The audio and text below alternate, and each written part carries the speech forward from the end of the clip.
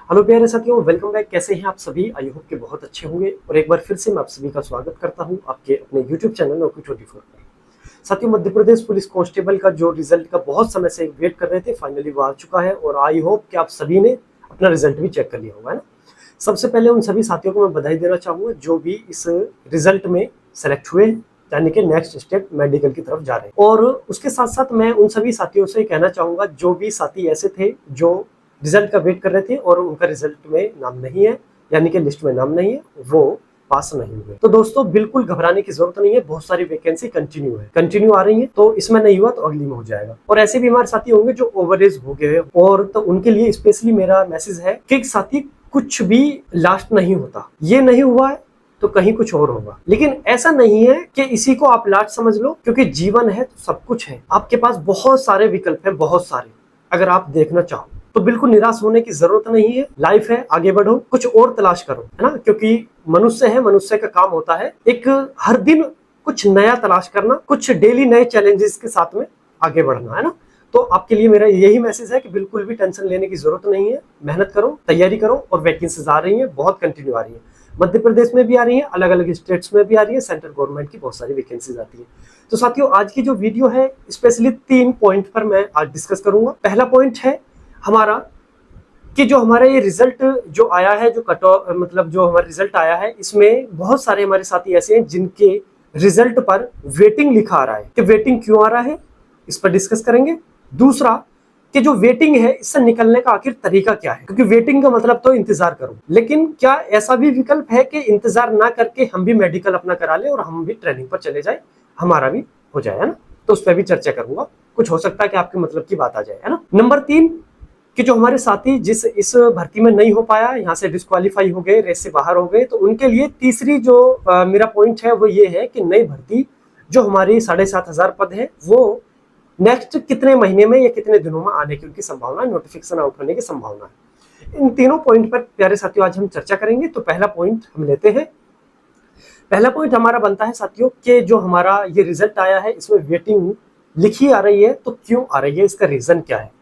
तो आपको मालूम होगा साथियों कि ये बहुत लंबे समय से जो आपका रिजल्ट है उसको पेंडिंग डाला हुआ था, यानी कि रिजल्ट बन चुका था लेकिन रिजल्ट को शो नहीं किया जा रहा था। तो उसका रीजन था 87 और 30 का जो रेशो है, वही इसका केवल और केवल रीजन था। उसी कारण इसको जारी नहीं किया जा रहा था, लेकिन अब इसको फाइनली जारी कर दिया गया है। तो ये जो आपका रिजल्ट है 87% टोटल वैकेंसी का 87% जारी किया गया और 30% रिजर्व रख दिया गया है, जैसा कि आपको मालूम है और बहुत समय से आपको मालूम भी होगा इस चीज का। तो जो 30% में आ रहे हैं उनको रिजर्व रखा गया है, यानी कि उनको वेटिंग में डाला गया है। एक चीज आपको बहुत अच्छे से याद होगी कि मैं बार बार आपसे ये कह रहा था कि प्यारे साथियों, पहली बार मध्य प्रदेश में फिजिकल के मार्क्स ऐड होंगे आपके मेरिट में। और इतिहास गवाह है भारत के अंदर कि जिस भी स्टेट में फिजिकल के मार्क्स ऐड होते हो, वहां पर जो मेरिट लगती है वो फिजिकल बेस पर ही लगती है। मैं बार बार आपसे कह रहा था कि आपका जो फिजिकल है वो 100 नंबर का होना है और आप 80 प्लस का टारगेट लेकर चलना, अपना 90 के आसपास कर रखना। एक बार नहीं बोला मैंने, कई बार बोला। लेकिन हमारे कुछ साथी ऐसे थे जो वीडियो देखकर उस पर हंसते थे, वीडियो पर नहीं हंसते बल्कि मुझ पर हंसते थे। वो ये कहते थे कि यार तुम पागल हो, कैसी बात कर रहे हो, बच्चों का मतलब एक जो मोटिवेशन आपको देना चाहिए तुम उनको डिमोटिवेट कर रहे हो। तरह के बहुत अजीब अजीब कमेंट्स आते थे। मेरे अनुभव भी है, एक्सपीरियंस भी है कुछ। जो मैं भी कंपटीशन की लाइन में था, मेरा सिलेक्शन हुआ है, तो उसके आधार पर भी साथ ही साथ वर्तमान में मैं नौकरी कर रहा हूँ, है ना, जॉब कर रहा हूँ। तो यहाँ से भी लगभग 7-8 साल का एक्सपीरियंस होगा इसके आधार पर भी। और वर्तमान में जो करंट जो चल रहा है कंपटीशन की लाइन, इसको देखते हुए भी हर एक तरह से आपको मैंने मशवरा दिया था कि आप अच्छे से अपना फिजिकल की तैयारी करें, लेकिन आपने नहीं मानी। और आज आप मेरिट देखिए कि मेरिट कहाँ पहुंच गई आपकी। अब मेरे पास फोन आ रहे हैं, मेरे पास मैसेज आ रहे हैं कि भैया आपने सही बोला था। कोई कह रहा है कि मेरे तो वेटिंग आ रही है लिखी हुई, कोई कह रहा है कि मेरा तो सिलेक्शन ही नहीं हुआ भैया, जबकि मार्क्स अच्छे थे उनके। उनसे मैंने यही बोला था कि आपके मार्क्स अच्छे हैं, आप सेफ जोन में हो, बस बशर्ते आप इतना कर लेना कि फिजिकल में बिल्कुल भी किसी प्रकार की कमी नहीं करना, क्योंकि आप बहुत ही ज्यादा लकी हो जो आप एग्जाम पास करके फिजिकल तक पहुंच गए। वरना आप याद रखो कि आपके साथ में भी बहुत सारे ऐसे साथी होंगे आपके मिलने वाले आपके ग्रुप में, वो एग्जाम क्वालिफाई नहीं कर पाए बल्कि आप क्वालिफाई कर लिया, लेकिन उन्होंने नहीं मानी, नहीं सुनी और आज वो परेशान है। अब कुछ तो चलो डिस्क्वालीफाई हो गए, लेकिन उनसे बुरी हालत तो उनके होगी जो वेटिंग में डाल दिए। अब दोनों ही मुश्किल में है। तो सबसे पहली चीज तो यही है कि 87 का रिजल्ट जारी कर दिया है, 30% का रिजर्व रखा गया है।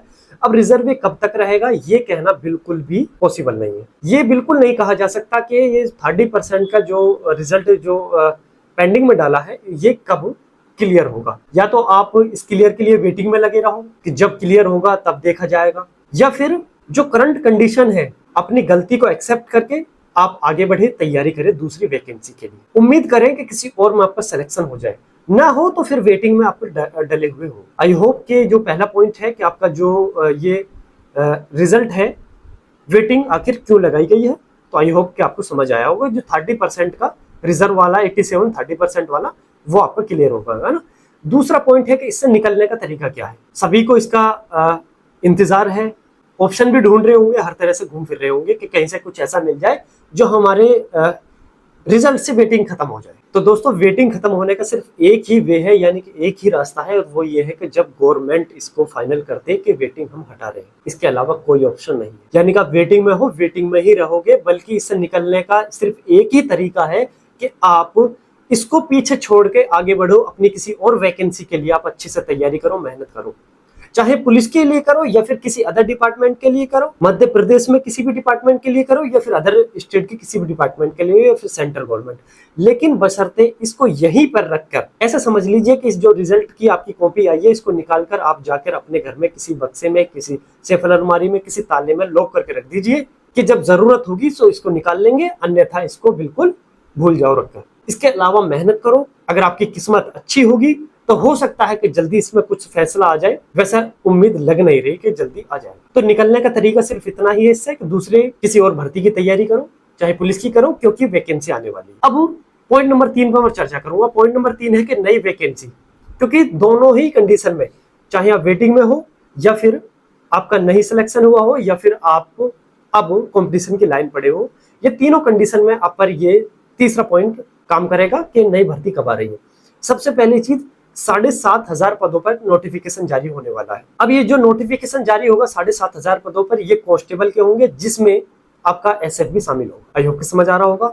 7,500 पदों पर नोटिफिकेशन जारी होगा। जॉब आप अब इतना समझिए कि आपका रिजल्ट आ गया है, रिजल्ट आने के लगभग आप 15 से 20 दिन लगेंगे और मेडिकल स्टार्ट हो जाएंगे, और मेडिकल में लगभग ज्यादा से ज्यादा 10 दिन का समय लगेगा, इससे ज्यादा समय नहीं लगेगा, है ना। 10 दिन में खबर हो जाएगा, और उसके बाद में तत्काल लगभग 1 हफ्ते बाद से ही आपका ज्वाइनिंग स्टार्ट हो जाएगी। और जैसा कहा था कि हम मार्च में ट्रेनिंग भेजेंगे, क्योंकि आपने पहले भी पढ़ा होगा, न्यूज में देखा होगा, सुना होगा कि मार्च में हम ट्रेनिंग पर इन्हें भेज देंगे। तो मार्च में तो जाना ही रहे, लेकिन अप्रैल में जाने की पूरी पॉसिबिलिटी है, संभावना है कि ट्रेनिंग पर चले जाएंगे। जब ये ट्रेनिंग पर पहुंच जाएंगे तो जाहिर सी बात है ऑटोमेटिक ही दूसरी भर्ती की तैयारी चल जाएगी। और अब अगर मैं फॉर्म की बात करता हूं तो आपके मई के लास्ट तक आपके फॉर्म आने की पूरी संभावना, अगर मई के लास्ट में नहीं आते तो जून की फर्स्ट हाफ में तो आने की 100% संभावना है। यानी कि आपके पास लगभग मैं कह सकता हूँ 2 महीने का समय है। 2 महीने में आपके फॉर्म फिर आपको 7,500 पदों पे देखने के लिए मिल जाएंगे।